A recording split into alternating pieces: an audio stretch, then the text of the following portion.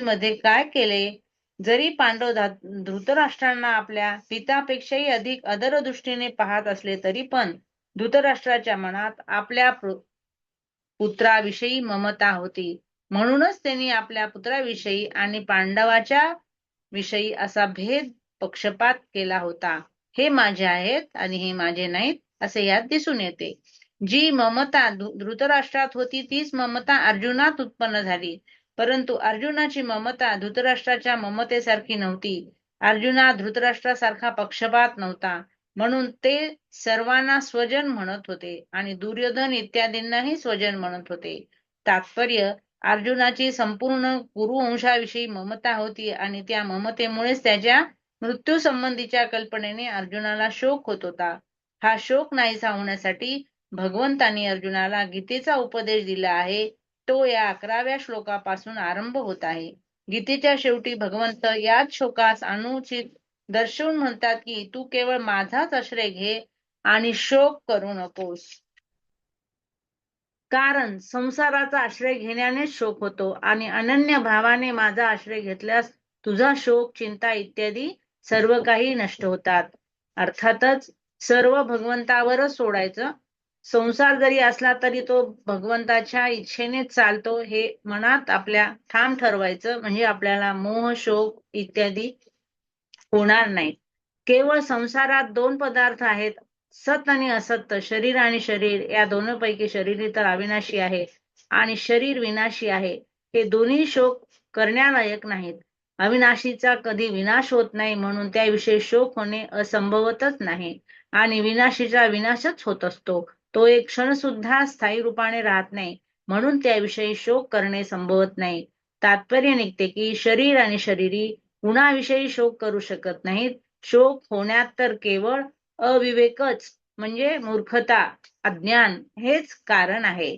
मनुष्यासमोर जन्मने, मरणे, लाभ, हानी इत्यादी रूपात जी काही परिस्थिती प्राप्त होते ती प्रारब्धाचे, अर्थात आपण केलेल्या कर्माचे फल आहे.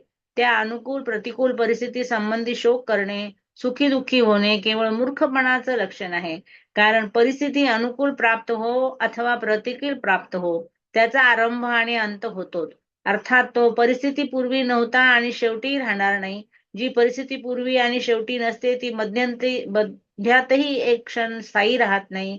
जर स्थायी असती तर नाहीशी कशी होईल? अशा क्षणाला नाहीशी होणाऱ्या अनुकूल प्रतिकूल परिस्थितीविषयी हर्ष शोक करणे, सुखदुःखी होणे केवळ मूर्खपणाचे लक्षण आहे. प्रज्ञा वादांश भाष्यजे. एकीकडे तू तर पंडिताच्या गप्पा मारत आहेस आणि दुसरीकडे शोकही करीत आहेस, म्हणून तू केवळ गप्पाच मारित आहेस. वास्तविक तू शहाणा नाहीस, कारण जे शहाणे असतात ते कोणासाठीही कधी शोक करत नाहीत. कुलाचा नाश झाल्याने कुलधर्म नष्ट होतील, धर्म नष्ट झाल्यास स्त्रिया दूषित होतील, या कारणाने वर्णसंकर उत्पन्न होईल. तो वर्णसंकर कुलघातकांना आणि त्यांच्या कुलांना नरकात घेऊन जाणारा होईल.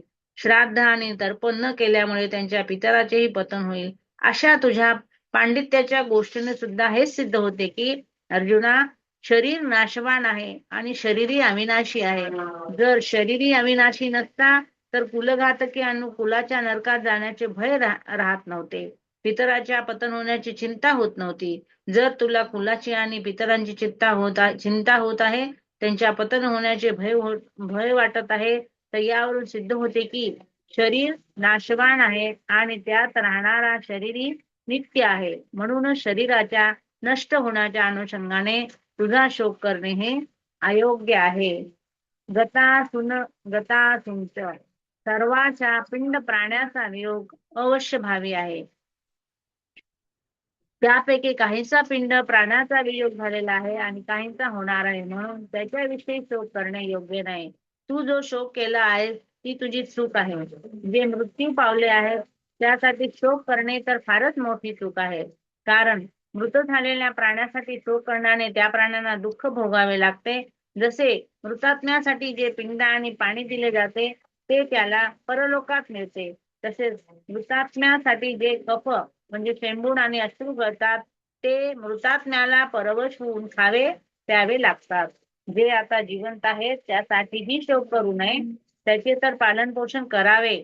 त्याची व्यवस्था ठेवावी, त्याची काय अवस्था होईल, त्याचे भरण पोषण कसे होईल, त्याला कोण सहाय्य होईल इत्यादी चिंता शोक कधी करू नये. कारण चिंता शोक करण्यापासून काहीच लाभ होत नाही. माझ्या शरीराचे अवयव शिथिल होत आहेत, घशाला कोरड पडत आहे इत्यादी विचार उत्पन्न होतात. शरीराविषयी एकभाव ठेवणे हे मूळ कारण आहे. कारण की शरीराविषयी ऐक्य मानल्याने शरीराचे पालन पोषण करण्याविषयी आपलेपणा होतो आणि त्या आपलेपणामुळे कुटुंबाच्या मृत्यूच्या कल्पनेने अर्जुनाच्या मनात चिंता शोक होत आहे. तसे चिंता शोकामुळेच अर्जुनाच्या शरीरात उपयुक्त विकार प्रगट होत आहेत. म्हणजेच यात भगवंतांनी गतासुत आणि अगतासुत त्या शोकाचं कारण म्हटलेलं आहे. ज्याचे प्राण गेले आहेत ते गतासून आहेत आणि ज्याचे प्राण गेले नाही ते अगतासून आहेत. पिंड आणि पाणी न मिळाल्यास पितरांचे पतन होते ही अर्जुनाची गतासून चिंता आहे. आणि ज्याच्यासाठी आम्ही राज्य भोग सुख इच्छित आहोत ते प्राण्याची आणि धनाची आशा सोडून युद्धासाठी उभे आहोत ही अर्जुनाची अगतासून चिंता आहे. या दोन्ही चिंता शरीराला गृहीत धरून होत आहेत, म्हणून या दोन्ही चिंता धातू रूपाने एकच आहेत.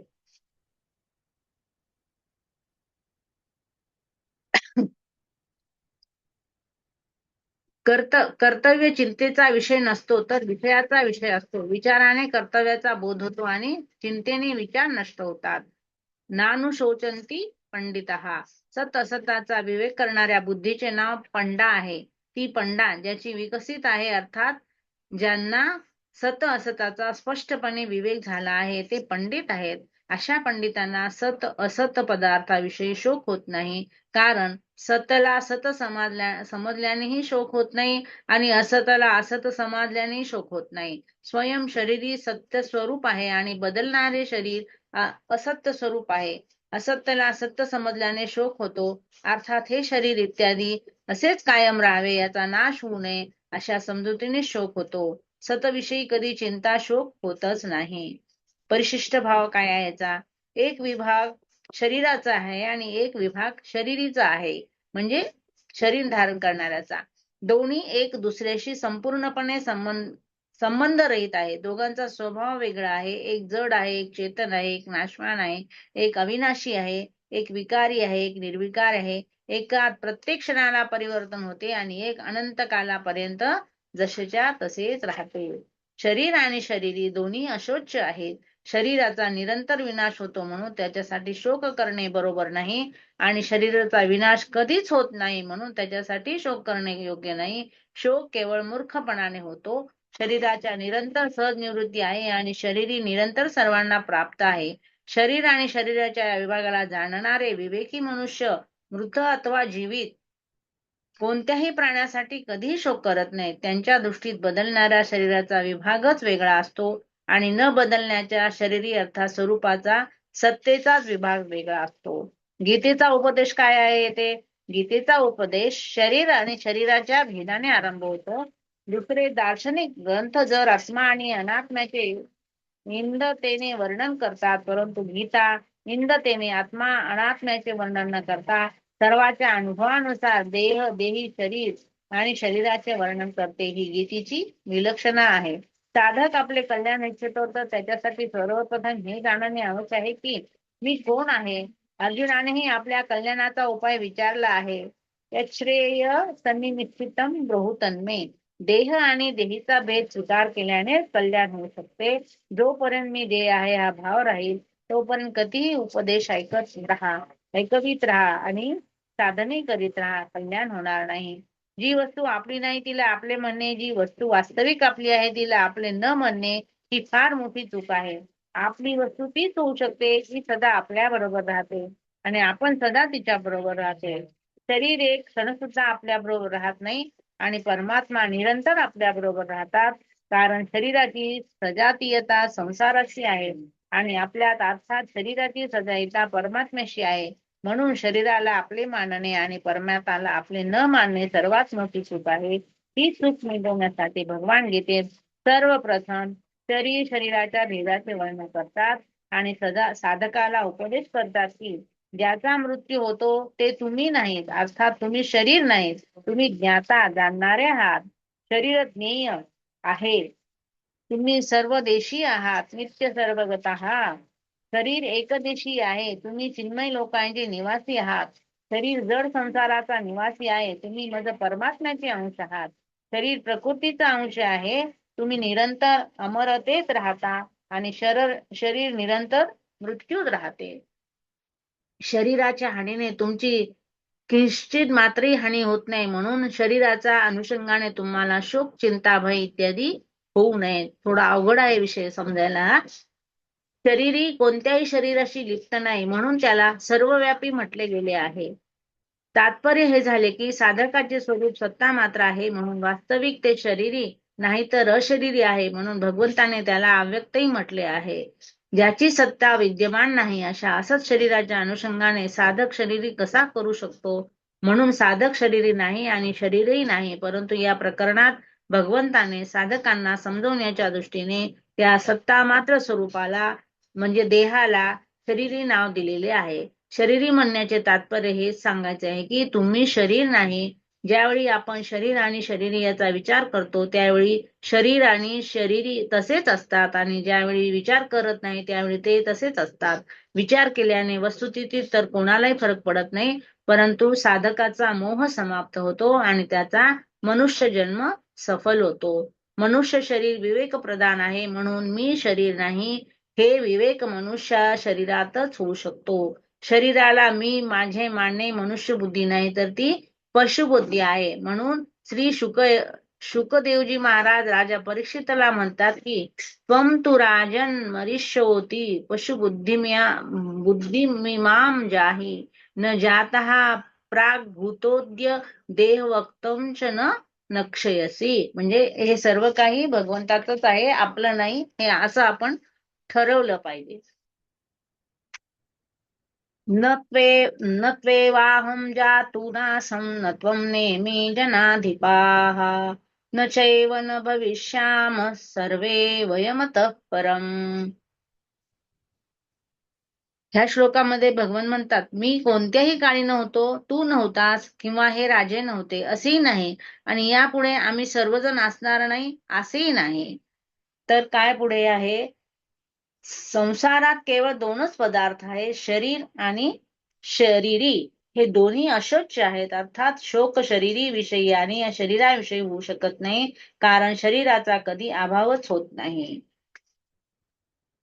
न त्वेऽहं जानू जानदीपहा, म्हणजे लोकांच्या दृष्टीत मी जोपर्यंत अवतार घेतला नव्हता तोपर्यंत मी या रूपात म्हणजे कृष्ण रूपात सर्वांसमोर प्रगट नव्हतो आणि तुझा जन्म जोपर्यंत झाला नव्हता तोपर्यंत तूही या रूपामध्ये म्हणजे अर्जुन रूपामध्ये सर्वांसमोर प्रगट नव्हतास.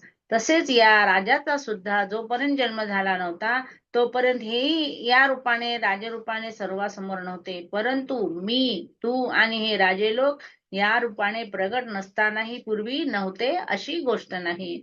आता जरी नसलं तरी याच्या आधी आपण नव्हतो असं आपल्याला म्हणता येत नाही.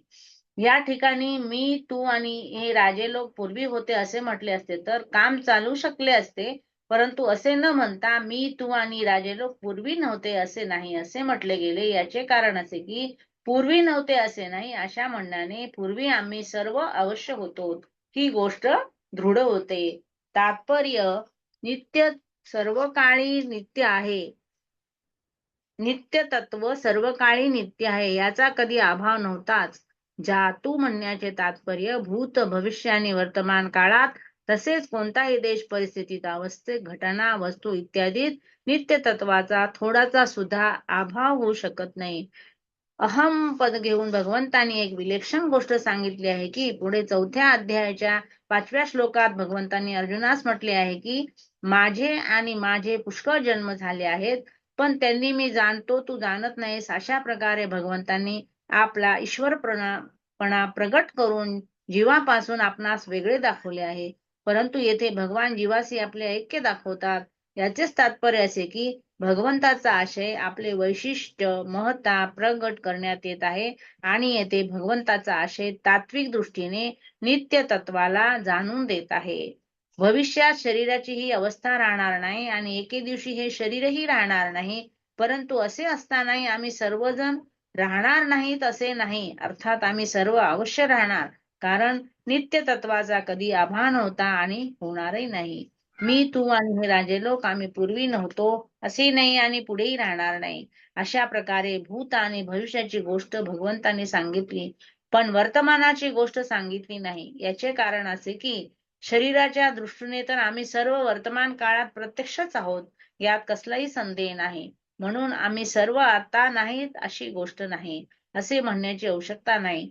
जर तात्विक दृष्टीने पाहिले तर आम्ही सर्व वर्तमानात आहोत आणि ही शरीरे क्षणाक्षणाला बदलत आहेत. अशा प्रकारे शरीराचे वेगवेगळे अनुभव आम्ही वर्तमानातच करून घ्यावयास पाहिजे. जसे भूत आणि भविष्यकाळात आपला सत्तेचा अभाव नाही, तसेच वर्तमानातही आपल्या सत्तेचा अभाव नाही याचा अनुभव घ्यावयास पाहिजे. जसे प्रत्येक जीवात झोप लागण्यापूर्वी हा अनुभव असतो की आता आम्ही आहोत, आणि झोपेतून जागे झाल्यावरही असा अनुभव येतो की आता आम्ही आहोत, तर झोपेच्या अवस्थेतही आम्ही जसेच्या तसेच होतो. केवळ बाह्य ज्ञानाच्या सामग्रीचा अभाव होता, आम्हाचा अभाव नव्हता. तसेच मी, तू आणि हे राजे लोक आपण सर्वांचे शरीर पूर्वी नव्हते आणि नंतर राहणार नाही. तसेच आताही शरीर क्षणाक्षणाला विनाशाच्या दिशेनेच वाटचाल करील, परंतु आमची सत्ता पूर्वीची होती, नंतर राहील आणि आताही जशीच्या तशीच राहील. आमची सत्ता कालातील तत्व आहे, कारण आम्ही त्या कालाचेही ज्ञात आहोत. अर्थात भूत, भविष्य, वर्तमान हे तिन्ही काळ आमच्या ज्ञानात येतात. या कालातील तत्वाला समजण्यासाठीच भगवंतांनी हा श्लोक सांगितला आहे. अर्थात असं तत्व आहे की भूत, भविष्य आणि वर्तमान ह्या काळात आपण आहोत, राहणार आहोत, आणि हे सत्य आहे की वर्तमान काळ, भूतकाळ आणि भविष्यकाळ हा अटळ आहे. मी, तू आणि राजे लोक पूर्वी नव्हते. विशेष गोष्ट, मी, तू आणि राजे लोक पूर्वी नव्हते असे नाही आणि पुढेही राहणार नाहीत असेही नाही. म्हणजे तात्पर्य, जेव्हा हे शरीर नव्हते तेव्हाही आम्ही सर्व होतो, जेव्हा शरीर राहणार तेव्हाही आम्ही सर्व आहोत. अर्थात ही सर्व शरीरे नाशवान आहेत, आम्ही सर्व अविनाशी आहोत. ही शरीरे पूर्वी नव्हती, पुढे राहणार नाही, त्यामुळे शरीराची अनित्यता सिद्ध झाली. आम्ही सर्व पूर्व होतो आणि पुढे राहणार, यावरून सर्वांच्या स्वरूपाची नित्यता सिद्ध झाली. या दोन गोष्टीवरून हा सिद्धांत सिद्ध होतो की जे आदी आणि अंती असते ते मध्यातही असते, तसे जे आदी आणि अंती नसते ते मध्यातही नसते. म्हणजे आहे तर आहेच, नाही तर नाहीच. जे या श्लोकात परमात्मा आणि जीवात्मा या सामर्थ्याचे वर्णन आहे. भगवान म्हणतात की मी कृष्ण रूपाने आणि तू अर्जुन रूपाने, तसेच सर्व लोक राजे रूपाने पूर्वी नव्हते आणि पुढेही राहणार नाही, परंतु सत्ता रूपाने आपण सर्व जण पूर्वी होतो आणि पुढेही राहू. तात्पर्य, मी तू तसे तिन्ही शरीराच्या अनुषंगाने जर वेगळे वेगळे आहोत, परंतु सत्तेच्या दृष्टीने एकच आहोत. शरीर तर पूर्वी नव्हते, आताही नाही, राहणार नाही, परंतु स्वरूपाची सत्ता पूर्वी होती, नंतरही राहील आणि वर्तमानात तर आहेच. जेव्हा शरीरे नव्हती तेव्हाही सत्ता होती आणि जेव्हा शरीरे राहणार नाही तेव्हाही सत्ता राहील. हा सत्तेशिवाय काहीही नाही. भूतकाळ आणि भविष्यकाळाची घटना जितकी दूर असते तितकेच दूर वर्तमानही आहे. असे भूत आणि भविष्य हा आपला संबंध नाही, तसेच वर्तमानाशी सुद्धा आपला संबंध नाही. जर संबंधच नाही तर मग भूत, भविष्य आणि वर्तमान यात काय फरक झाला? हे तिन्ही कालाच्या अंतर्गत आहेत, परंतु आपले स्वरूप कालातीत आहे. कालाचा तर खंड होतो, परंतु स्वरूप अखंड असते. शरीराला आपले स्वरूप मानल्यानेच भूत, भविष्य आणि वर्तमान यात फरक दिसतो. वास्तविक भूत, भविष्य आणि वर्तमान विद्यमान नाहीतच.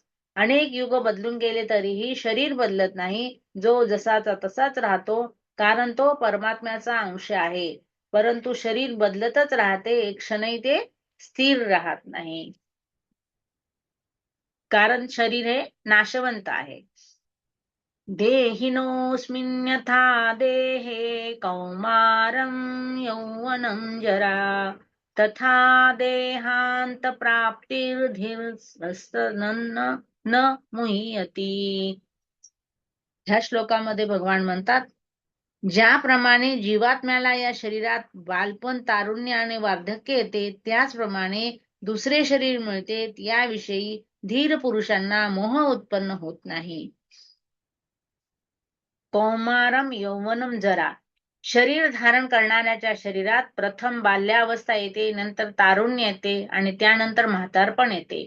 तात्पर्य, शरीरात कधीही एक अवस्था, याचाच अर्थ काय आहे की मनुष्य एका स्थितीत राहू शकत नाही. बाल होईल, त्यानंतर तरुण होईल, त्यानंतर वृद्ध होईल, अशा त्याच्या अवस्था बदलत राहतील. त्यात निरंतर परिवर्तन होईल. निसर्गाचा नियम आहे की परिवर्तन होणे हे निसर्गाचाच नियम आहे.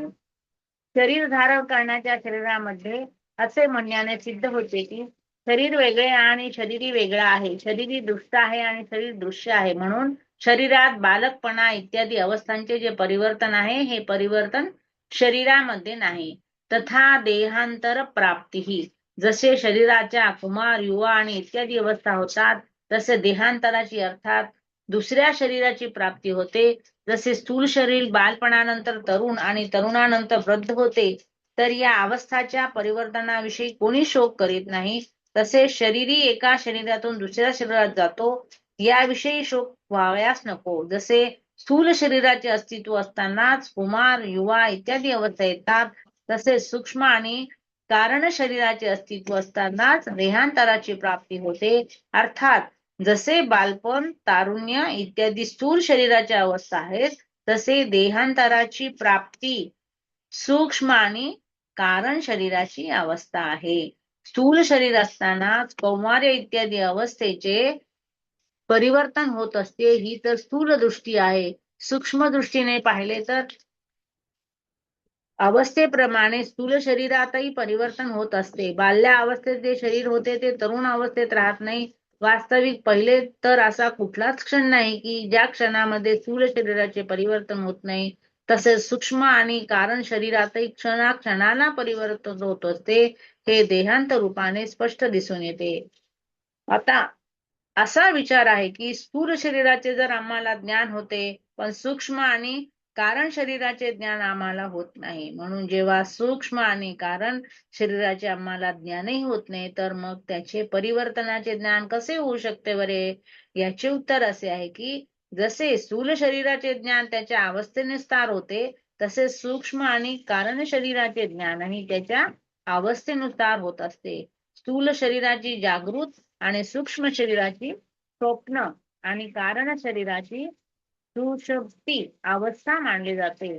मनुष्य आपल्या बाल्यावस्थेतील स्वप्नात आपल्याला बालक पाहतो, तरुण अवस्थेत स्वप्नात आपल्याला तरुण पाहतो आणि म्हातारपणी स्वप्नात त्याला आपला म्हातारा पाहतो. यावरून सिद्ध झाले की स्थूल शरीराबरोबरच सूक्ष्म शरीराचेही परिवर्तन होते. तसेच सुषुप्ती अवस्था बाल्यावस्थेत कधीच नसते, तरुण अवस्थेत कमी होते आणि म्हातारपणी तर फारच कमी होते. म्हणून कारण शरीराचेही परिवर्तन सिद्ध झाले. दुसरी गोष्ट, बाल्यावस्था आणि तारुण्यात झोप घेतल्यानंतर शरीर आणि इंद्रियामध्ये जसा ताजेतवानापणा येतो, तसा ताजेतवाना वृद्धावस्थेत झोपेतून उठल्यावर येत नाही. अर्थात वृद्धावस्थेत बाल्य आणि तरुण अवस्थेत एवढा विश्राम मिळत नाही. या रीतीने कारण शरीराचे परिवर्तन सिद्ध होते. ज्याला दुसरे शरीर म्हणजे देवता, पशुपक्षी इत्यादींचे मिळते, त्याला या शरीरात मी हाच असा अनुभव होतो. हे सूक्ष्म शरीराचे परिवर्तन झाले. तसेच कारण शरीरात स्वभाव असतो, त्याला स्थूल दृष्टीने आपण सवय म्हणतो. ती सवय देवतांची वेगळी असते आणि पशुपक्ष्यांची वेगळी असते. हे कारण शरीराचे परिवर्तन झाले. जर शरीरीचे परिवर्तन झाले असते तर अवस्थांच्या बदलण्यावर सुद्धा मी तोच आहे असे ज्ञान झाले नसते. परंतु अवस्थांच्या बदलण्यावरही जो मी पूर्वी बालक होतो, तरुण होतो, तोच मी आता आहे असे ज्ञान होते. यावरून सिद्ध होते की शरीरीत अर्थात स्वयंमध्ये परिवर्तन झाले नाही. या ठिकाणी एक शंका येऊ शकते की स्थूल शरीराचा अवस्था बदलल्यावर त्याचे ज्ञान होते, पण शरीरांतराची प्राप्ती झाल्यानंतर पूर्वीच्या शरीराचे ज्ञान का राहत नाही? पूर्वी शरीराचे ज्ञान न राहण्यात कारण असे आहे की मृत्यू आणि जन्माच्या वेळी भयंकर कष्ट होतात. या कष्टामुळे बुद्धीत पूर्वजन्माची स्मृती राहत नाही.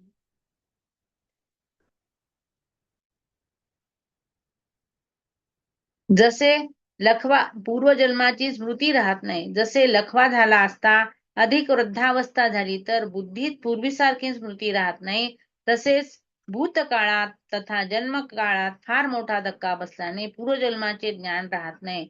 परंतु ज्याच्या मृत्यूत असे कष्ट होत नाहीत, अर्थात शरीराच्या अवस्थांतराची अवस्थांतरांच्या प्राप्तीसाठी सहजच देहांतराची प्राप्ती झाली तर त्याच्या बुद्धीत पूर्वजन्माची स्मृती राहू शकते. आता विचार करा की जसे अवस्थांतराच्या प्राप्तीत ज्ञान होते असे ज्ञान देहांतराच्या प्राप्तीत होत नाही. परंतु मी आहे या सत्तेचे ज्ञान तर सर्वांना राहते. जसे गाढ झोपेत आपले काही ज्ञान नसते, पण जागे झाल्यावर मनुष्य म्हणतो की मला गाढ झोप लागली होती, की मला काही भान नव्हते. आणि झोपी त्याला काय कळतं आपण गाढ झोपले का कसे झोपले तो काही भान नव्हते. याचे ज्ञान तर आहेच. झोपण्यापूर्वी मी जो होतो तोच मी जागे झाल्यावर आहे, तर सुषुप्तीच्या वेळी मी तोच होतो. अशा प्रकारे आपल्या सत्तेचे ज्ञान अखंड रूपाने निरंतर राहत असते. आपल्या सत्तेच्या अभावाचे ज्ञान कधी कोणालाही नसते. शरीरधाऱ्याच्या सत्तेचा सद्भाव अखंड रूपाने असतो, म्हणूनच तर मुक्ती होते आणि मुक्त अवस्थेत तो राहतो. मात्र जीवनमुक्त अवस्थेमध्ये त्याला शरीरांतराचे ज्ञान भलेही असणार नाही, तरी मी तिन्ही शरीराहून वेगळा आहे असा अनुभव तर होतच असतो. धीरस्तत्र न मुह्यती, धैर्यवान तोच आहे जो ज्याला सत असतचा बोध झाला आहे. अशा धीर मनुष्य त्या विषयात कधीही मोहित होत नाही, त्याला कधीही संदेह राहत नाही. याचा अर्थ असा नाही की त्या धैर्यवान मनुष्याला देहांतराची प्राप्ती होते. उच्च नीच योनी जन्म होण्याला कारण गुणांचा संग आहे आणि गुणांचा संबंध विच्छेद झाल्याने धैर्यवान मनुष्यात देहांतराची प्राप्ती होऊ शकत नाही. परिशिष्ट भाव. शरीर कधी एकरूप राहतच नाही आणि सत्ता कधी अनेक रूप होत नाही. शरीर जन्मापूर्वी नव्हते, मेल्यानंतरही राहणार नाही, तसेच वर्तमानातही प्रत्येक क्षणाला मरत आहे. वास्तविक गर्भात येतात शरीराच्या मृत्यूचा क्रम सुरू होतो. बाल्यावस्था मेल्यावर युवावस्था बाल्यावस्था गेल्यावर युवावस्था येते, युवावस्था गेल्यावर वृद्धावस्था येते आणि वृद्धावस्था गेल्यावर देहांतर अवस्था अर्थात शरीराची प्राप्ती होते. या सर्व अवस्था शरीराच्या आहेत. बाल, युवा आणि वृद्ध या 3 अवस्था स्थूल शरीराच्या आहेत आणि देहांतराची प्राप्ती सूक्ष्म शरीराची आणि कारण शरीराची आहे. परंतु स्वरूपाची चिन्मय सत्ता या सर्व अवस्थात अतीत आहे. अवस्था बदलत राहतात पण स्वरूप तेच राहते. अशा प्रकारे शरीर विभाग आणि सत्ता विभाग यांना वेगवेगळे जाणणारा तत्वज्ञ पुरुष कधी कोणाच्याही अवस्थेत मोहित होत नाही. जीव स्वतःच्या कर्माचे फळ भोगण्यासाठी अनेक योनीत जातो. नरक आणि स्वर्गात जातो. जसेच केवळ म्हणण्यानेच सिद्ध होते की 84 लक्ष योनी सुटतात, स्वर्ग आणि नरक सुटतात, परंतु शरीर तेच राहते. योनी बदलतात, जीव बदलत नाही, जीव एकच राहतो. म्हणून तर तो अनेक योनीत अनेक लोकात जातो. हे अनेक योनीत जातो तो स्वतः कोणाशी विलिप्त होत नाही, कुठेही फसत नाही. जर तो लिप्त झाला तर फसला, तर मग 84 लक्ष योनी कोण भोगेल? स्वर्ग आणि नरकात कोण जाईल आणि मुक्त कोण होईल? म्हणजे याचाच अर्थ की जीव तोच असतो, फक्त त्याच्या अवस्था बदलतात आणि जन्म बदलतात, शरीर फक्त जात.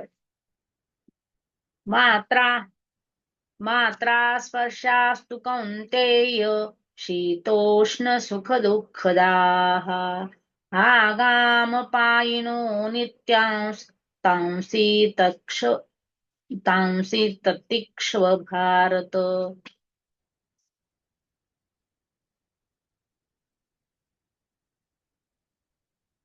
हे कुंती पुत्रा,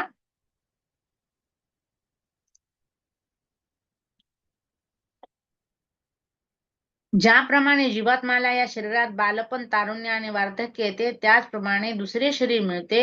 याविषयी धीर पुरुषांना मोह उत्पन्न होत नाहीत. हे कुंतीपुत्रा, इंद्रियाचे विषयाशी संयोग हे थंडी, उष्णता आणि सुखदुःख देणारे आहेत. हे उत्पन्न होतात व नाहीसे होतात असे भगवंत म्हणतात. पाहूया. या ठिकाणी एक शंका येते की या 14व्या 15व्या श्लोकापूर्वी आणि देही आणि देह या देहाचेच प्रकरण आहे, मग मध्येच मात्रा स्पर्शाचे हे 2 श्लोक कसे आले? याचे समाधान असे आहे की जसे 12व्या श्लोकात भगवंतांनी संपूर्ण जीवाच्या नित्य स्वरूपाला दाखवण्यासाठी कोण्या काळात मी नव्हतो, असे नाही असे म्हणून आपल्याला त्याच्या पंक्तीत ठेवले, तसे शरीर इत्यादी केवळ प्राकृत पदार्थांना अनित्य विनाशी परिवर्तनशील दाखवण्यासाठी भगवंतांनी या ठिकाणी मात्रा स्पर्शाविषयी म्हटले आहे. मात्रा स्पर्शा ज्यांनी माप तोलले जाते, अर्थात ज्याद्वारे ज्ञान होते, त्या ज्ञानाचे साधन म्हणजे मात्रा. इंद्रिय आणि अंतःकरणाचे नाव मात्रा आहे. मात्रा जी अर्थात इंद्रिय आणि अंतःकरण यांच्याशी ज्याचा संयोग होतो त्याचे नाव स्पर्श आहे. म्हणून इंद्रिय आणि अंतःकरण ज्याचे ज्ञान होते असे सर्व सृष्टीचे पदार्थ म्हणजे मात्रा स्पर्श आहेत. पदार्थाने केवळ पदार्थ का घेतले जावे, पदार्थाचा संबंध का घेतला जाऊ नये? जर आम्ही येथे मात्रा स्पर्श या पदाने केवळ पदार्थाशी संबंध घेतला तर त्या संबंधाला गमापायेना हा येणारा आणि जाणारा म्हणू शकत नव्हतो. कारण संबंधीची स्वकृती केवळ अंतःकरणात न होता स्वयं मध्ये म्हणजे अहम मध्ये होते. स्वयं नित्य आहे म्हणून त्यात जी विकृती होते त्याही नित्यासारखीच होते. स्वयं जोपर्यंत या स्वीकृतीला सोडित नाही तोपर्यंत ती स्वीकृती जशीच्या तशी कायम राहते. अर्थात पदार्थाचा वियोग झाल्यावर ही पदार्थ नसतानाही त्या पदार्थांना संबंध कायम राहतो. जसे एखादी विधवा स्त्री झाली आहे, अर्थात तिचा पतीशी कायमचा वियोग झाला आहे, परंतु 50 वर्षानंतरही जर कोणी कोणाला म्हणत असेल की ही अमुकाची पत्नी आहे तर तिचे कान तिकडे धाव घेतात. यावरून सिद्ध झाले आहे की पतीच्या न राहण्यावरही त्याच्याशी मानलेला संबंध सर्व काळ कायम राहतो. या दृष्टीने त्या संबंधाला येणारा आणि जाणारा येत नाही, म्हणून येथे मात्रा स्पर्श हा पदाचा संबंध ठेवलेला आहे. म्हणजे संबंध असतो. नातं जरी पती गेले तरी त्यांची पत्नी म्हणूनच ती ओळखल्या जाणार. हा जो मात्रा स्पर्श म्हणजे मात्रा संबंध आहे. शीतोष्ण सुख दुःखदा, हा जेथे शीत आणि उष्ण शब्द अनुकूलता आणि प्रतिकूलीचे वाचक आहेत.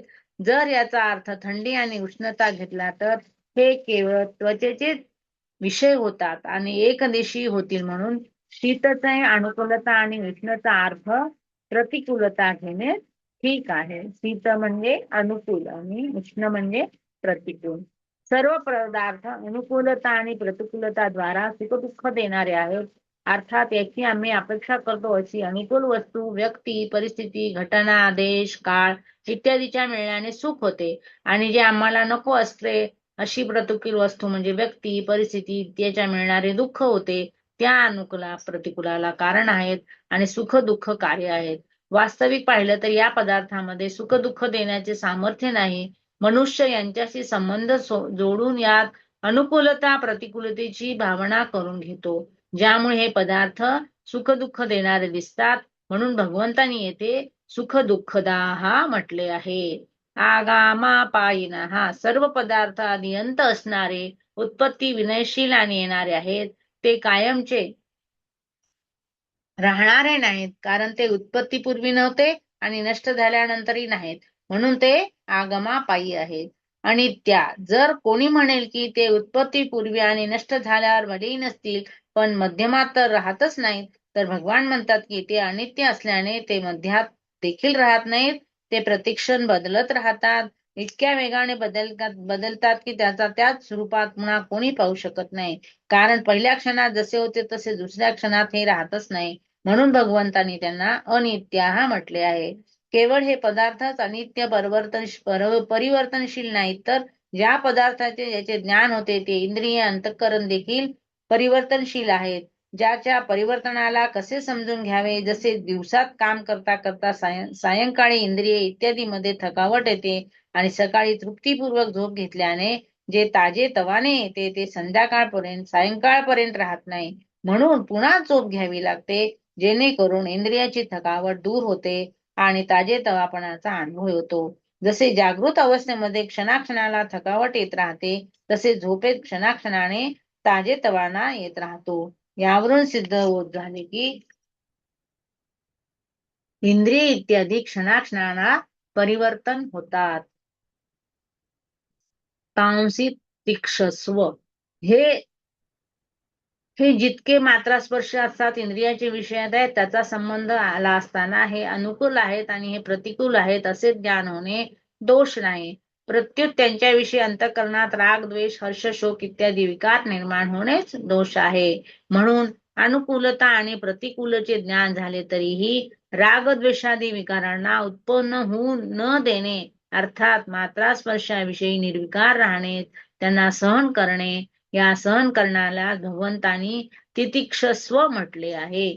दुसरा भाव असा आहे की शरीर, इंद्रिय, अंतःकरण आदीच्या क्रियाच्या अवस्थांचा आरंभ आणि अंत होतो, तसेच त्यांचा भाव आणि अभाव होतो. त्या क्रिया आणि अवस्था तुझ्यात नाहीत, कारण तू त्याला जाणणारा आहेस, त्यापासून वेगळा आहेस. म्हणून या क्रियेत आणि अवस्थेत तू निर्विकार राहा, असे भगवंत अर्जुनाला सांगतात. या निर्विकार राहण्यामध्ये तितिक्षा आहे. सुख दुःख सुख दुःख, हर्ष, शोक, राग, द्वेष, काम, क्रोध इत्यादी येणारे जाणारे बदलणारे आहेत, परंतु स्वयं म्हणजे स्वरूप जसेच्या तसे राहणारे आहे. साधकाकडून ही फार मोठी चूक होत असते की तो बदलण्याच्या अवस्थेला पाहतो, परंतु स्वयंला पाहत नाही.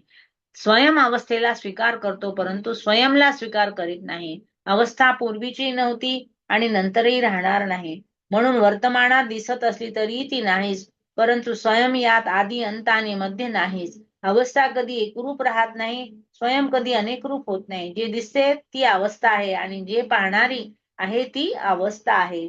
जाणण्यात येणाऱ्यात अवस्था आहे आणि जाणणारा ही अवस्था आहे.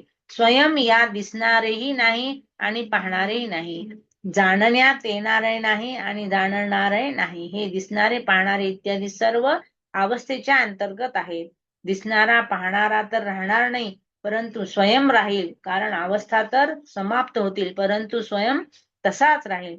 तात्पर्य हे की दिसणाऱ्या म्हणजे दृश्याशी संबंध झाल्याने स्वयं म्हणजे पाहणारा दृष्टा म्हणविला जातो, तर दिसणाऱ्याशी संबंध राहिला नाही तर स्वयं राहील, परंतु चे नाव पाहणारा राहणार नाही. त्याचप्रमाणे शरीराशी संबंध झाल्याने स्वयं चिन्मय सत्ता शरीरी म्हणवला जातो, तर शरीराची संबंध राहिला तर स्वयं राहील, परंतु चे नाव शरीरी राहणार नाही. म्हणून भगवंताने केवळ मनुष्यांना समजण्यासाठी शरीरी हे नाव दिलेले आहे. पूर्व श्लोकात मात्रा स्पर्शाच्या तितिक्षेविषयी म्हटले आहे. आता अशा तितिक्षेने काय होईल हे आपण 15व्या श्लोकात पाहणार आहोत. यम हि व्यथयन्ते एते पुरुषर्षभ समदुःख सुखं धीरं तो मृतत्वाय कल्पते.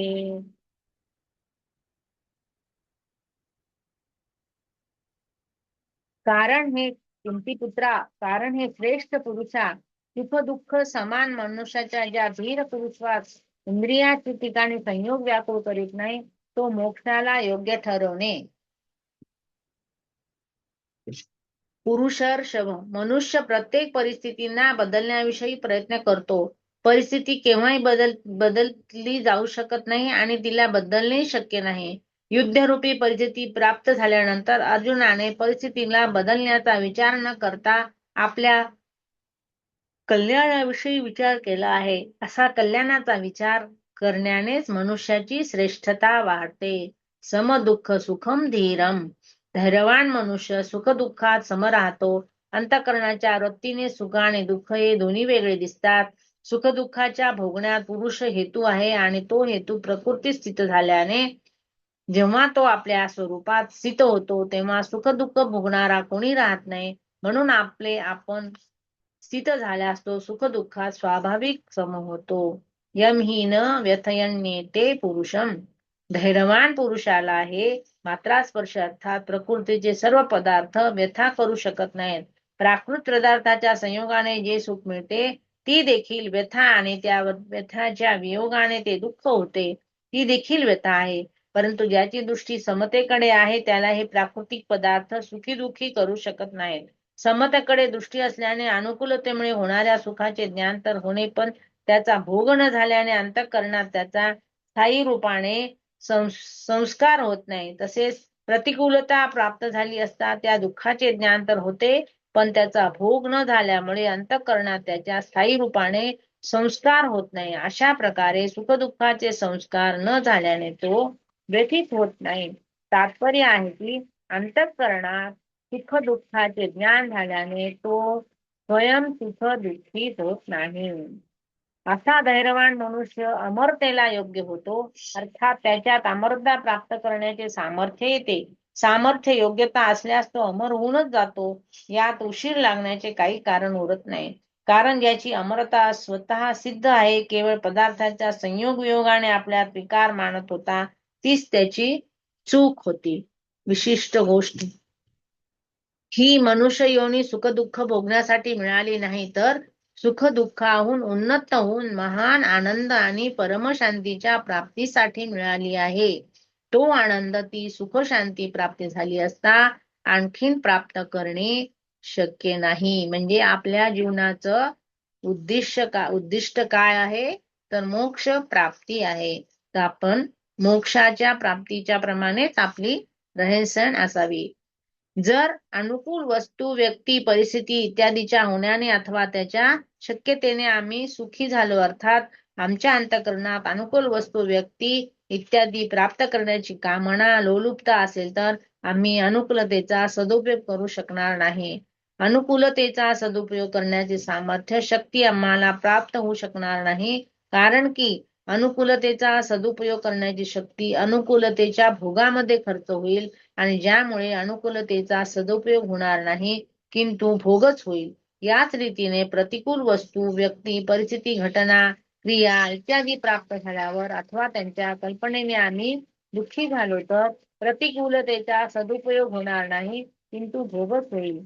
दुःखाला सहन करण्याचे सामर्थ्य आमच्यात येणार नाही, म्हणून आम्ही प्रतिकूलतेच्या भोगामध्येच फसून राहू आणि दुःखी राहू.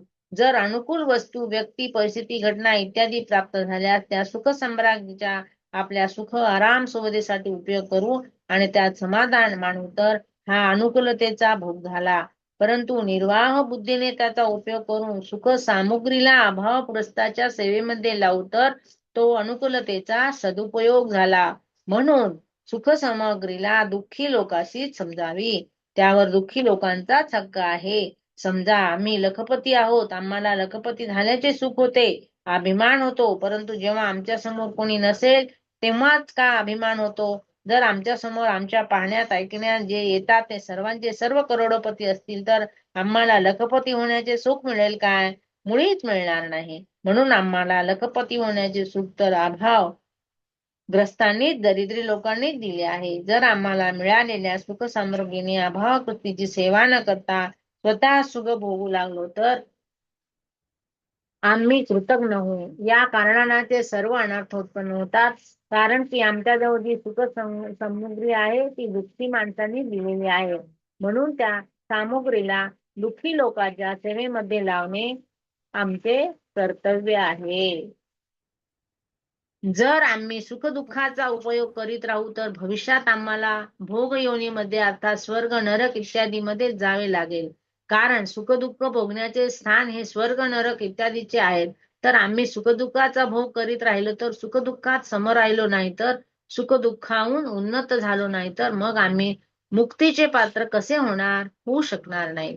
14व्या श्लोकात भगवंताने म्हटले आहे की हे सांसारिक पदार्थ इत्यादी अनुकूलता प्रतिकूलताद्वारा सुख दुःख देणारे आणि येणारे जाणारे आहेत, सर्व काळ राहणारे नाहीत. कारण हे अनित्य नित्य आहेत, क्षणभंगूर आहेत. याच्या प्राप्त होण्याबरोबरच त्या क्षणापासून त्याचे नाहीसे होणे सुरू होते. याचा संयोग होताच याच्यापासून वियोग होणे सुरू होते. हे पूर्वी नव्हते, नंतर राहणार नाही आणि वर्तमानातही हे क्षणाक्षणाला अभावात जात आहे. त्याचा भोग घेऊन आम्ही आपल्या स्वभावाला बिघडून घेत आहोत. सुखदुःखाचे भोगी होत चाललो आहोत. सुखदुःखाचे भोगी होऊन आम्ही भोगी योनीनेच पात्र होत चाललो आहोत. मग आम्हाला मुक्ती कशी मिळेल? आम्हाला मुक्तीचीच गोडी आहे, तर मग भगवान आम्हाला मुक्त कसे करतील? अशा प्रकारे जर आम्ही सुखदुःखाचा भोग न करता त्याचा सदुपयोग करून जर आम्ही सुखदुःखाच्या पलीकडे जाऊन आणि महान आनंदाचा अनुभव करू. परिशिष्ट भाव याचा स्वरूप सत्तारूप आहे. भगवंत म्हणतात स्वरूप सत्तारूप आहे. सत्तेत कोणतीही व्यथा नाही. शरीरात आपली स्थिती मांडल्यामुळेच व्यथा आहे. म्हणून शरीरात आपली स्थिती मानून कोणताही मनुष्य व्यथारहित होऊ शकत नाही. व्यथारहित होण्याचे तात्पर्य हे आहे की प्रिय प्राप्त झाल्यानंतर हर्षित न होणे आणि अप्रिय प्राप्त झाल्यास उद्विग्न न होणे. व्यथारहित झाल्यास मनुष्याची बुद्धी स्थिर होते. नासतो विद्यते भावो भावो विद्यते सतः ताई उभयोरापि. ताई हा ताई. थांबूयात आपण. बरं ताई. हा श्लोक आपण उद्या घेऊयात. हो चालेल. चा- थोडं डिटेल मध्येच आहे, फार मोठं हो श्लोक आहे. म्हणूनच हा. म्हणलं. हो चालेल चालेल. चालेल. उद्या घेऊ. हो. जयश्री ताई.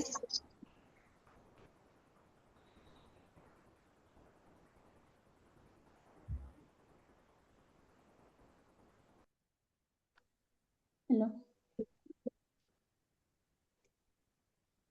हॅलो. हो बोला ताई, सुरू करा. सुरू करू का? हो. कोणते श्लोक सांगणार आहात तुम्ही?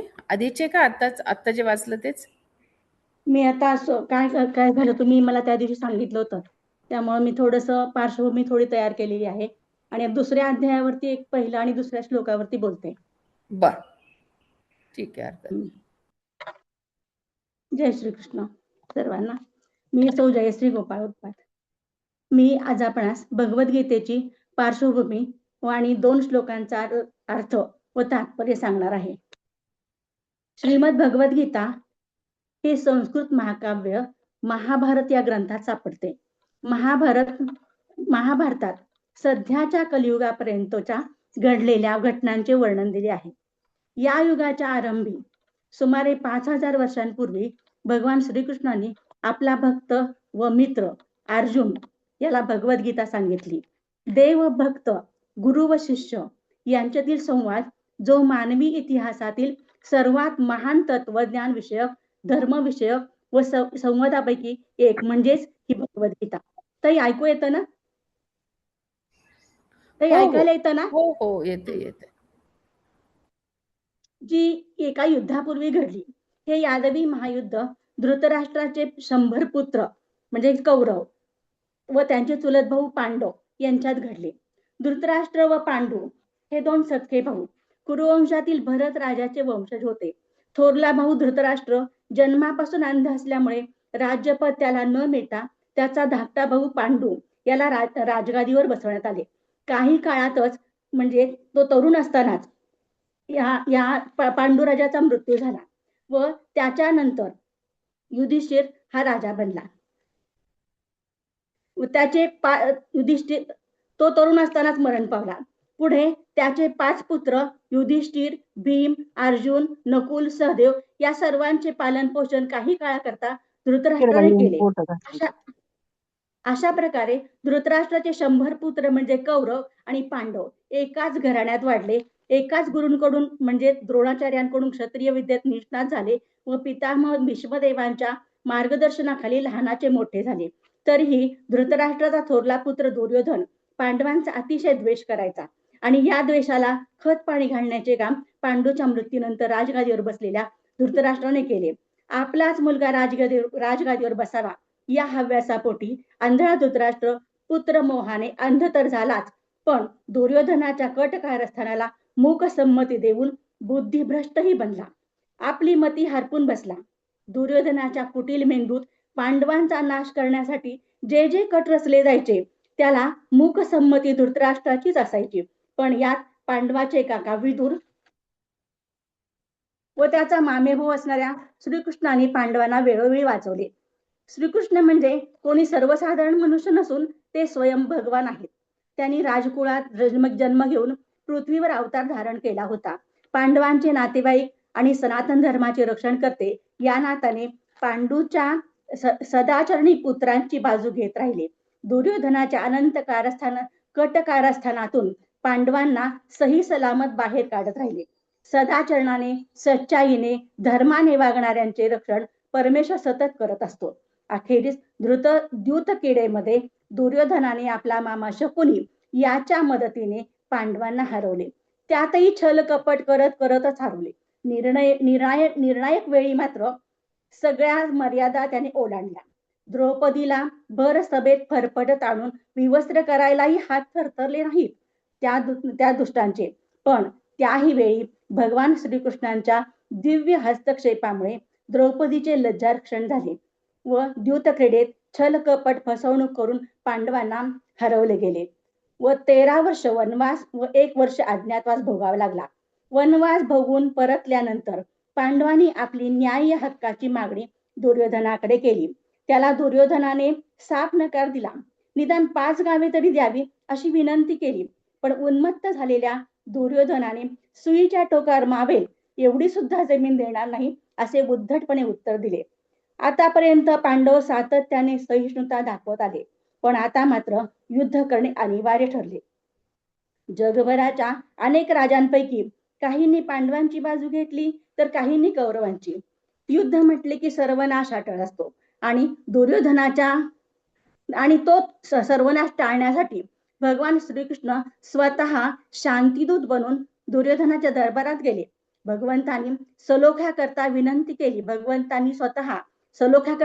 केली, पण ती देखील युद्ध पिपासू असलेल्या दुर्योधनाने अमान्य केली व युद्ध निश्चित झाले. पांडवांनी भगवान श्रीकृष्णांना देव परमेश्वर म्हणून ओळखले होते, जाणले होते. शेवटी भगवान म्हणाले, मी युद्धात भाग घेईन पण स्वतः युद्ध करणार नाही. पण ज्यांना माझे सैन्य हवे असेल त्यांनी माझे सैन्य घ्यावे व ज्यांना मी स्वतः हवा असेल त्यांनी मला निवडावे.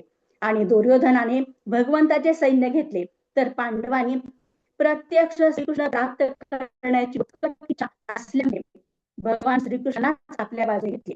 अशा प्रकारे भगवान श्रीकृष्ण अर्जुनाच्या रथाचे सारथी झाले. भगवंतांनी अर्जुनाच्या रथाचे सारथ्य केले व गुरु शिष्य परंपरेतील भगवद्गीतेचा पहिला श्रोता म्हणून, सर्वश्रेष्ठ भक्त म्हणून, सर्वश्रेष्ठ प्रिय सखा म्हणून अर्जुनाची निवड केली. ज्ञानी, उत्तम श्रोता, सच्चा भक्त व प्रिय सखा हे सारे गुण अर्जुनामध्ये होते. दोन्ही पक्ष इथेच भगवद्गीतेची सुरुवात केली. धृतराष्ट्रापासून दोन्ही पक्ष युद्धाच्या पावित्र्यात उभे आहेत. धृतराष्ट्र संजय हा त्यांचा सचिव आहे. हा सचिव या धृतराष्ट्रांना युद्धाची इत्यंभूत माहिती सांगत आहे. इथपासून गीतेची सुरुवात आहे. आता या गीतेमध्ये पहिल्या अध्यायाचं नंतर काहींनी केलेलंच आहे, पण या दुसऱ्या अध्यायामध्ये मी पहिल्या 2 श्लोकाबद्दल थोडस बोलणार आहे. पहिला श्लोक आहे,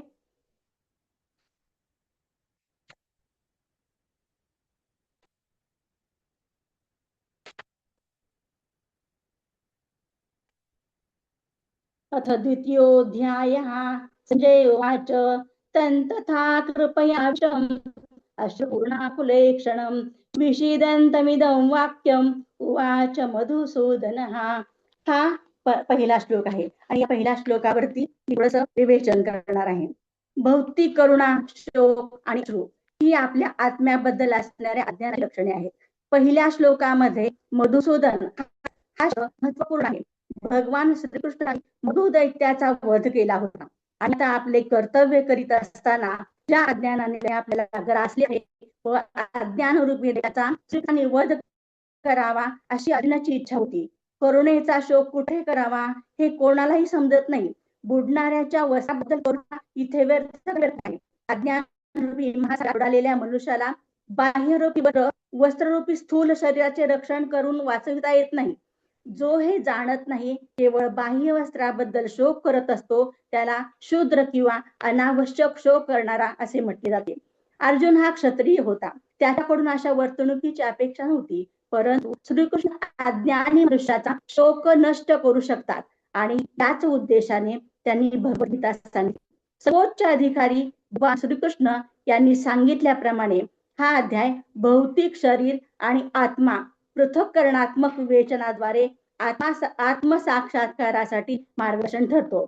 जेव्हा एखादा मनुष्य सकाम कर्मांप्रती अनासक्त होतो आणि कार्य व आत्मा यांच्या संकल्पने स्थित होतो, त्यालाच या प्रकारच्या साक्षात्कार प्राप्तीची शक्यता असते.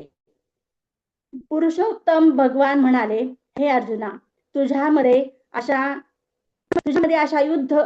अशुद्ध गोष्टी आहेत. अशा अशुद्ध गोष्टी कशा आल्या?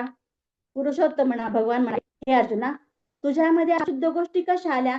ज्या मनुष्याला जीवनामध्ये मूल्यांचे ज्ञान आहे त्याला या गोष्टी मूळ शोभत नाही. या गोष्टी मनुष्याला उच्चतर लोकात जाणण्यात नाही. तर त्याच्या दुष्कीर्तीला कारणीभूत होतात. म्हणजे कृष्ण पुरुषोत्तम भगवान म्हणून संपूर्ण गीतेमध्ये श्रीकृष्णाचा उल्लेख भगवान आहे. भगवान साक्षात्कार साक्षात्कार आहे.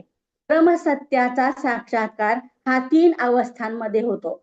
निर्विशेष ब्रह्म एक, दुसरी सर्वव्यापी आत्मा आणि तिसरी परमात्मा किंवा सर्व जीवाच्या हृदयांमध्ये स्थित परमसत्याचे स्वरूप आणि पुरुषोत्तम भगवान. परमसत्याचा साक्षात्कार ज्ञानाच्या 3 अवस्थांमध्ये करतात. या 3 अवस्थांना ब्रह्म, परमात्मा आणि भगवान असे म्हटले आहे. या 3 अवस्था ही 3 दिव्य स्वरूपे सूर्याच्या उदाहरणावरून स्पष्ट करता येतात. एक सूर्यप्रकाश, दुसरा सूर्याचा पृष्ठभाग आणि तिसरा म्हणजे प्रत्यक्ष सूर्यलोक. जो केवळ सूर्यप्रकाशाचे अध्ययन करतो तो प्राथमिक अवस्थेतील विद्यार्थी. जो सूर्याचा पृष्ठभाग जाणतो तो प्रगत अवस्थेमधील विद्यार्थी समजावा आणि जो सूर्यलोकात प्रवेश करतो तो सर्वश्रेष्ठ विद्यार्थी. भगवान या संस्कृत शब्दाचे स्पष्टीकरण व्यासदेवांचे पिता महान आचार्य पराशर मुनी यांनी केले आहे. भगवान या संस्कृत शब्दाचे स्पष्टीकरण व्यासदेवांचे पिता महान आचार्य पराशर मुनी यांनी केले आहे. संपूर्ण ऐश्वर्य, बल, संपूर्ण यश, संपूर्ण सौंदर्य, संपूर्ण ज्ञान आणि संपूर्ण वैराग्य यांनी युक्त अशा सर्वश्रेष्ठ व्यक्तित्वास भगवान असे म्हटले जाते. असे अनेक लोक आहेत जे अत्यंत श्रीमंत आहेत, अत्यंत बलवान, अत्यंत सुंदर, अत्यंत प्रसिद्ध, अत्यंत ज्ञानी आणि अत्यंत अनासक्त विरागी आहेत. पण कोणीही ठामपणे सांगू शकत नाही की त्यांच्याकडे संपूर्ण ऐश्वर्य आहे, संपूर्ण ज्ञान आहे, संपूर्ण बल आहे किंवा संपूर्ण वैराग्य आहे. या सर्व संपूर्ण रूपांमध्ये फक्त श्रीकृष्णच ठामपणे सांगू शकतात. त्यांच्याकडे जे संपूर्ण आहे ते ब्रह्मदेव, शिव इत्यादी कोणाकडेही नाही. म्हणून श्रीकृष्ण हेच भगवान, पुरुषोत्तम भगवान आहेत. कोणत्याही जीवाकडे श्रीकृष्णा इतके संपूर्ण ऐश्वर्य नाही. म्हणून स्वतः ब्रह्मदेवानी ब्रह्मसंहितेमध्ये श्रीकृष्ण हेच पुरुषोत्तम भगवान आहेत असे ठामपणे सांगितले आहे.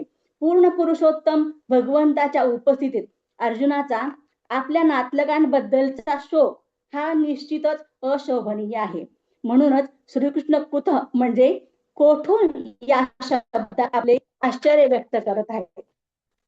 आर्य म्हणून जाणल्या जाणाऱ्या सुशिक्षित समाजातील व्यक्ती अशा प्रकारचे दौर्बल्य कधीच अपेक्षित नव्हते. आध्यात्मिक ज्ञानावर व जीवन मूल्यांवर आधारित असणाऱ्या व्यक्तींनाच आर्य हा शब्द लागू पडतो. अर्जुन जरी क्षत्रिय असला तरी त्याने युद्ध करण्याचे नाकारल्यामुळे क्षत्रियांना नेमून दिलेल्या कर्तव्यांपासून तो च्युत होत होता. अशा प्रकारची भ्याड वृत्ती ही आर्यांना शोभणारी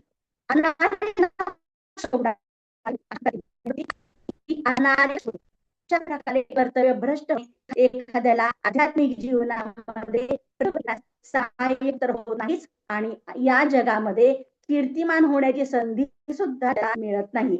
अर्जुनाची आपल्या नातलगांबद्दलची तथाकथित करुणा भगवान श्रीकृष्ण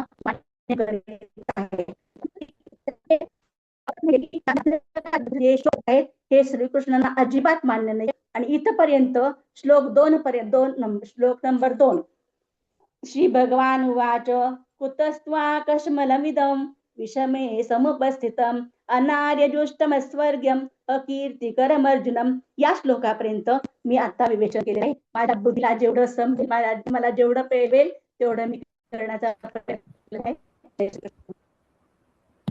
आहे. छान केलं ते, सुंदर सांगितलं. ताई मला शक्य होईल मी पहिल्यांदा केलेलं आहे. जेवढं जमेल तेवढं करण्याचा प्रयत्न केलेला आहे. कंटिन्यूली चला.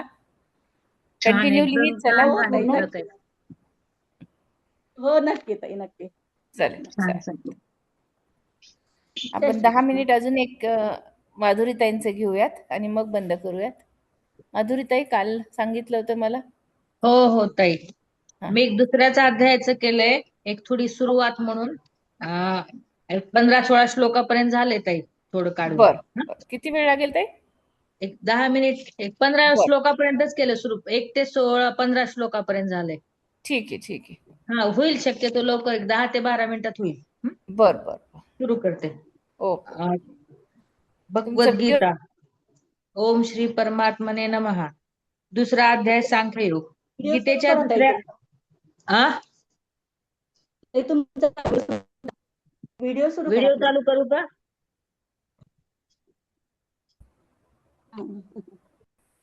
दुसरा अध्याय सांख्ययोग. गीतेच्या दुसऱ्या अध्यायाचे नाव सांख्ययोग आहे. सांख्य म्हणजे ज्ञानयुक्त बुद्धी. अर्जुनाचा नित्य अनित्य विवेक ढळल्यामुळे त्याला विषाद झाला. त्या विषादामागे दया नव्हती, ममता होती. त्यामुळे तो विषाद योग्य नव्हता. परंतु त्या विषादामागील भूमिका श्रेयस जाणण्याची असल्यामुळे उदात्त होती. त्यामुळे तो विषादही विषाद योग झाला. विवेक ढळला की बुद्धी अस्थिर होते. अर्जुनाचे तसेच झाले. स्वकर्म व स्वधर्म आचरण्यासाठी निश्चय करणारी बुद्धी लागते. आत्मतत्व जाणण्यासाठी ज्ञानयुक्त बुद्धी लागते, तर कर्मयोग आचरण्यासाठी बुद्धियुक्त ज्ञान लागते. अशी सांख्यबुद्धी अर्जुनाची व्हावी म्हणून भगवंतांनी हा सांख्ययोग सांगितलेला आहे. वैदिक सनातन धर्माचे परिपूर्ण सार म्हणजे भगवद्गीता. आत्मज्ञानाद्वारे निष्काम कर्मयोग आचरून सर्व प्राणीमात्रांचे कल्याण हाच गीतेचा सर्वोच्च हेतू आहे.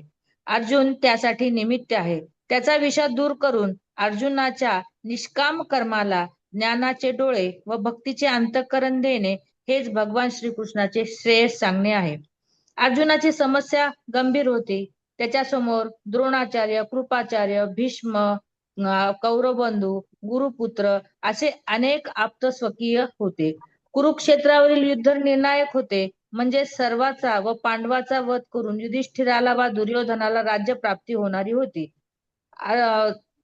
अर्जुन स्वतः अत्यंत सुहृदय असल्यामुळे त्या सर्वांचे ऋण मानणारा होता. या सर्वांना युद्धात ठार मारून आपण राज्याचा उपभोग घ्यावा हे नरकप्राय आहे असे त्याला वाटले.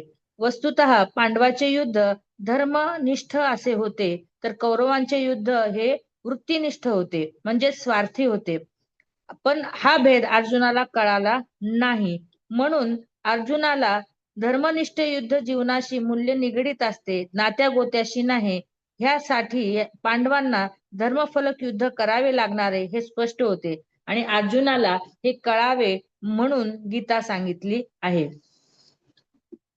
हे सगळे विश्व नाशवंत असल्यामुळे त्यातील प्राणी मात्रही नाशवंतच आहेत. मग त्यांच्यात निर्माण होणारे शोक, मोह इत्यादी जे दोष आहेत तेही नाशवंतच आहेत. अर्जुनाच्या ठायी हे दोष निर्माण झाले होते. शिवाय स्वधर्माचा त्याग आणि निषिद्ध धर्माचे आचरण असा दुहेरी प्रमाद अर्जुन करत होता. त्याचे शोक मोह दूर होण्यासाठी त्याला आत्मज्ञान अर्थात सांख्य बुद्धी देणे अनिवार्य होते. भगवान श्रीकृष्णाने सांख्य योगाद्वारे हेच केले. भगवान श्रीकृष्ण सांगतात की आपल्या पंचेंद्रियांना प्रत्ययाला येणारी प्रकृती वा जड सृष्टी नाशवंत असते. अवघे भूत मात्र जन्माला येतात व नाश पावतात. हे ज्ञात असूनही अर्जुनाला स्वजनाचा मोह झाला. जडामागील आत्मतत्व चैतन्य रूप असते. हा विवेक अर्जुनाच्या ठायी जागविणे आवश्यक होते. म्हणून भगवंतांनी प्रथम अर्जुनाच्या ठायी बुद्धियोगाचे रोपण केले. 11व्या श्लोकापासून 38व्या श्लोकापर्यंत आत्म्याचे अजरामत्व सांगून 39 श्लोकापासून 54व्या श्लोकापर्यंत कर्मयोगातील बुद्धी भगवंतांनी अर्जुनाला विशद केली. ज्ञानात्मक कर्म आचरणारा महात्मा स्थितप्रज्ञ असतो. त्या स्थितप्रज्ञाचे विवेचन 55 ते 72 अशा या श्लोकात पुढे केलेले आहेत. या सर्वांचा पाया बुद्धियोगच आहे. सांख्य म्हणजे ज्ञानात्मक बुद्धी, म्हणून या अध्यायाचे नाव सांख्ययोग असे आहे. आता दुसऱ्या अध्यायातील श्लोकांश केले. पहिल्या अध्यायाच्या शेवटी अर्जुनाने शस्त्र खाली ठेवले असे संजय धृतराष्ट्राला सांगतो. ते ऐकून धृतराष्ट्राला आनंद होतो. त्याचा हा भ्रम, हा आनंद दूर करण्यासाठी संजय या अध्यायातील पहिल्या श्लोकात सांगतो की करुणेने व्यापलेला, दुःखाश्रूने डोळे भरलेला आणि विषादाने युक्त असलेल्या अर्जुनाला भगवान श्रीकृष्ण बोलतात की या अशा कठीण वेळी तुझ्या मनात हा विषाद, ही करुणा कशी निर्माण झाली? स्वर्गाला बाधक व दुष्कृतिकारक असे अज्ञान कुठून प्राप्त झाले आहे?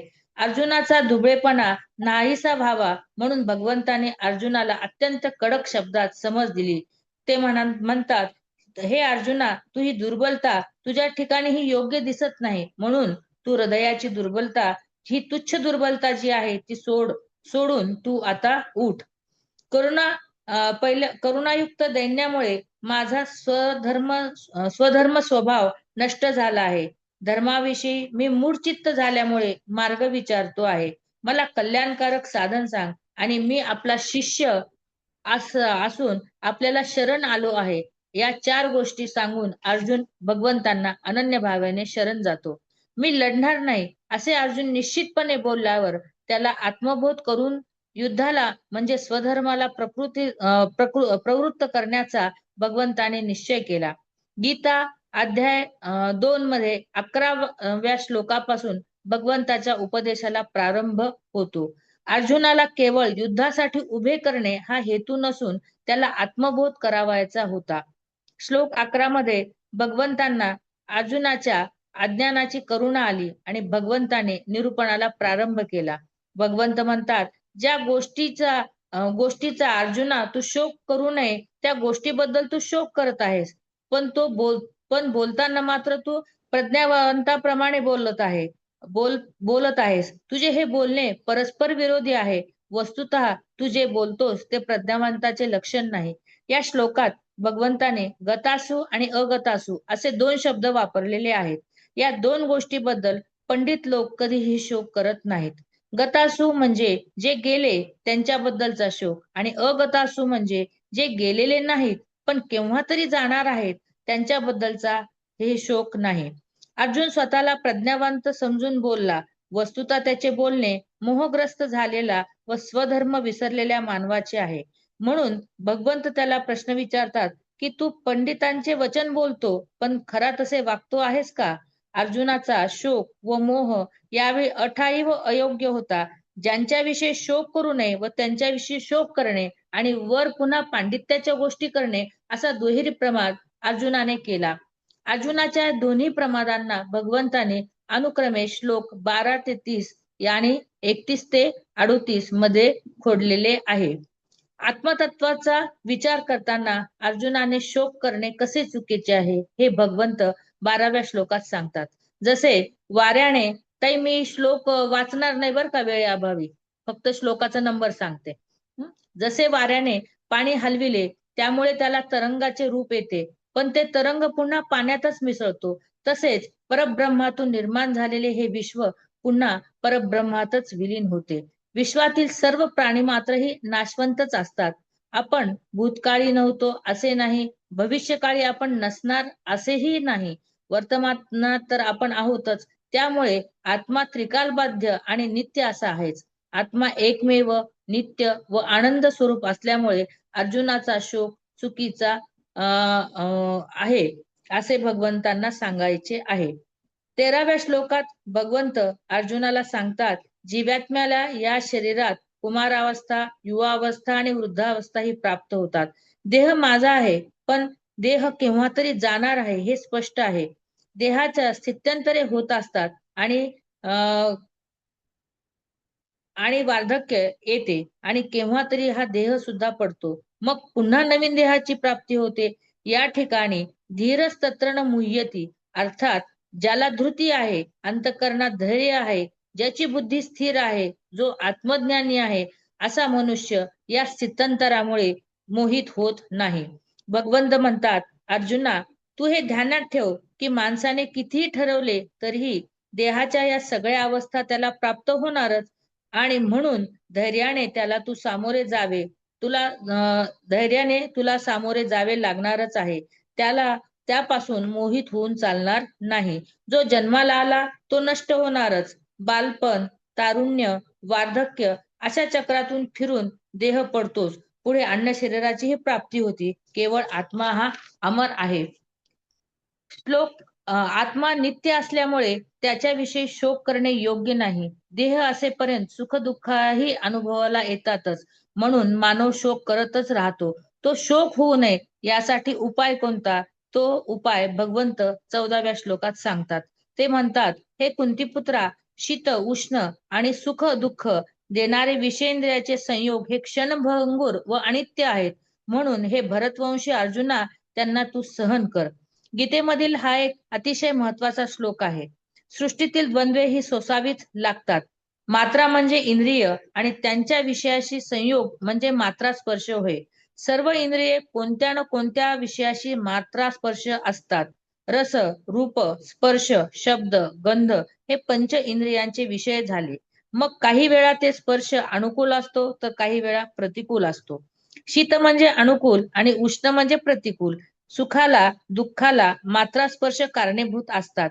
हे जीवनाचे चक्र चाललेलेच असते. मात्रा स्पर्श माणसाला टाळता येत नाही. त्यातून अनुकूल प्रतिकूल सुख दुःख असे अनुभव येतात आणि ही सर्व द्वंद्वे माणसांना सोसावी लागतात. द्वंद्व सहन करण्यामुळे कोणता पारमार्थिक लाभ होतो हे भगवंत 15व्या श्लोकात सांगतात. सुख दुःखांना समान समजणाऱ्या ज्या धीर पुरुषाला हे इंद्रियाचे विषय व्याकुळ करू शकत नाहीत तो मोक्षाला योग्य होतो. बुद्धी, सुख, दुःख, इच्छा, द्वेष, धर्म, अधर्म आणि भावना हे आत्म्याचे नसून अंतःकरणाचे धर्म आहेत. जो धीर पुरुष हे जाणतो तो सुखदुःखांना सारखेच मानतो. इंद्रियांच्या विषयांनी जो व्याकुळ होत नाही तो मोक्षाचा अधिकारी होतो. या श्लोकामध्ये भगवंत अर्जुनाला पुरुष ऋषभ म्हणजेच अर्थात पुरुषात सर्वश्रेष्ठ पुरुष असे या विशेषणाने बोलवतात. 12व्या व 13व्या या श्लोकात भगवंतांनी आत्म्याची नित्यता व निर्विकारता सांगितली. 14व्या श्लोकात इंद्रियांचा विषय संयोग विकारी व अनित्य म्हणून सांगितले. तर 15व्या श्लोकात द्वंद्वे समान मानणाऱ्या महापुरुषाला इंद्रियाचे विषय व्याकुळ करत नाही आणि असा हा महात्मा मोक्ष प्राप्ती करतो. एवढं 15व्या श्लोकापर्यंत थोडक्यात लिखाण केलेलं आहे. झालं ताई? छान सांगितलं ना ताई. 15व्या श्लोक पण अगदी श्लोक फक्त मी काय केलं, आता श्लोक लिहिलेला तो पूर्ण वाचला नाही. श्लोक न वाचता फक्त श्लोक नंबर सांगून वेळेच्या अभावी नाही, नाही. आणि प्रत्येक श्लोकातलं थोडे थोडे जे आहे सार वाटलं ते काढून लिखाण केलेलं आहे. बरोबर. छान केलं उलट. हा चालेल. आता उद्या कारण की हे 11 ते 30 पर्यंत सगळं आत्मतत्वाचंच आहे ना ताई. हो. त्याच्यामुळे आता हे आज असं आजचं वाचन ब्रेक झालेलं आहे. 15 श्लोकाला संपले. हे अजून बर. आत्म्याचं राहिलेच ना विषय पूर्ण तो. बरोबर. हा हा चालेल. करते ताई. उद्याचाही करते प्रयत्न. जर जमला तर वाचते. लिखाण बर. झालं तर. बर. ओ चालेल. छान लिहिलं आणि वाचलं पण छान. दोन्ही पण छान केलं. धन्यवाद ताई. चालेल. शेवटची प्रार्थना घ्या. माधुरीताई, कुठच्या पुस्तकाचा तुम्ही आधार घेतला होता सांगू शकाल का? हे आपलं काय साधक संजीवनी आणि थोडं गीता तत्व विवेचनी आहे ना. आणि मागच्या परीक्षेचे दोन्ही परीक्षेचे जे सुरुवातीच्या प्रस्तावना वगैरे जे आहेत त्या मागच्या परीक्षेच्या वेळेस तयार करून ठेवलेल्या होत्या ना, लिखाण वगैरे त्याचं. अच्छा, तुम्ही माध्यमा वगैरे म्हणजे तुमचे हे ऑलरेडी झाले आहेत का पहिल्या परीक्षा? 2 झालेले आहेत ना, मग तिसऱ्या दोन झाले. ह्याच्यात तिसऱ्याला प्रस्तावना वगैरे असं काही वेगळं काही करावं लागत बरं. नाही. हा. त्याच्यामुळे ठीक. त्याच्यानंतर पुढचे जे श्लोक आहेत ते थोडक्यामध्ये काय हा. सांगता येतील ह्याचा प्रयत्न केला. बरं, ठीक आहे. ताई, छान आम्ही मस्त. प्रथमाला बसलो आहोत. आम्हाला थोडंसं गायडन्स पण पाहिजे आहे की कसं करायचं, कसं लिहायचं, कारण अगदीच नवीन आहे.